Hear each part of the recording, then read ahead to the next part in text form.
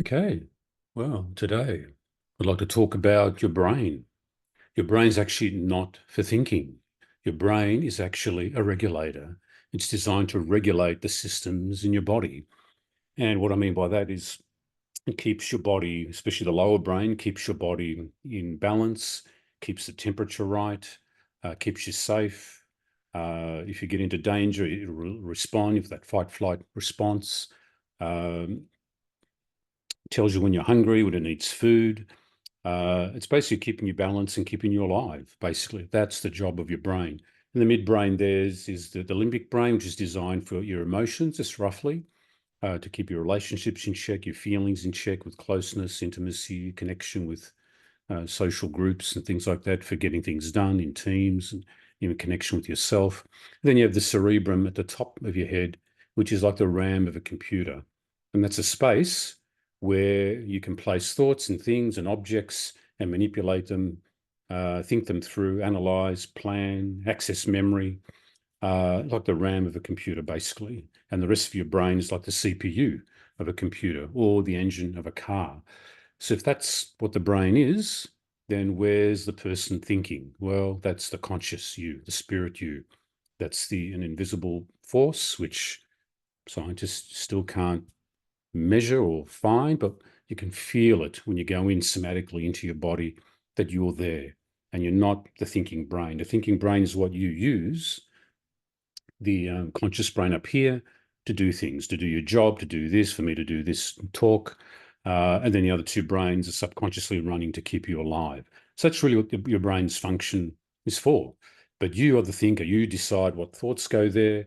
You decide what objects to think about, positive, negative, depending on your life experience. And then, of course, problem is that, and the good thing about it as well, good and bad, is that whatever you put on this mental screen and in your head, whatever thoughts, your brain responds to. So you have a big influence on the homeostasis of your brain, homeostasis of your body, and how your body functions um, in the world, because it will respond to whatever thoughts you give it in your mental screen up here. And you are the thinker, and that thinker isn't in your body. It's a different type of energy. The spirit of you, the soul of you is very different. And I'll talk about that another time as well, because that's pretty important to separate the two. Otherwise, the thoughts that you've accumulated over the years that have become overgrown bushes and filled your head, if you don't sit there, go in there at times and trim them, then you're just going to get an overload in your head, and it's going to take you a lot more thoughts to get to make one decision, basically. So you really want to be able to go into your body regularly, check it out. Is it going at balance? Listen to what your body needs. Are you overloading your brain up here with too much thinking, which is a very common trait with humans, which then affects the functioning of your body. So very important to be able to go in there and check it out. Or like the engine of a car, you can look at your brain like that as well, and you're at the wheel. And that's the conscious you, which is the pre-thought you, the one that decides what thought to have. But the problem is that we've created so many thoughts and patterns in the head and identities that we let them run on automatic pilot, and they just literally run you ragged sometimes, and you're all lost. Lost the driver's lost to the back. Imagine the engine's taking you where it wants to go because of settings you've set on your computer, settings you've set, and it's just going nuts. Whoa, you should be able to stop that. And to do that is to do a somatic body mindfulness meditation. It's a lot of the work that I've been doing now for 3, 4 decades, teaching people how to go in, tweak that engine, tweak that computer to run it smoothly again, to go in, reset things, flush out things, clear out caches, uh, stop programs that should have been stopped a long time ago that are just clogging up all your RAM, slowing everything down, and you have total conscious control of that.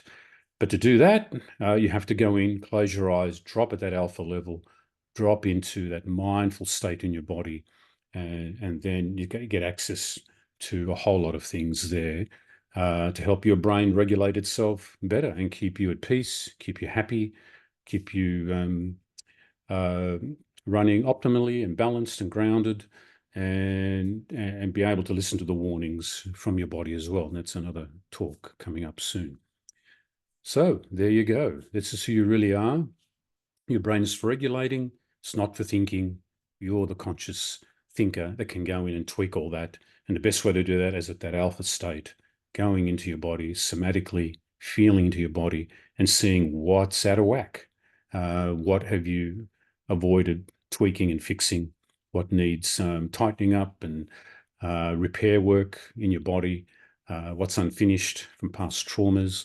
And if you do that, clear all that up, then your body starts, it's like tuning up your body, basically, and you get it back into that balance. Very important to do that every day. Highly recommend it. Check out our website for some great mindful somatic programs to be able to do that, including this type of process. And we'll see you again. Thanks for watching.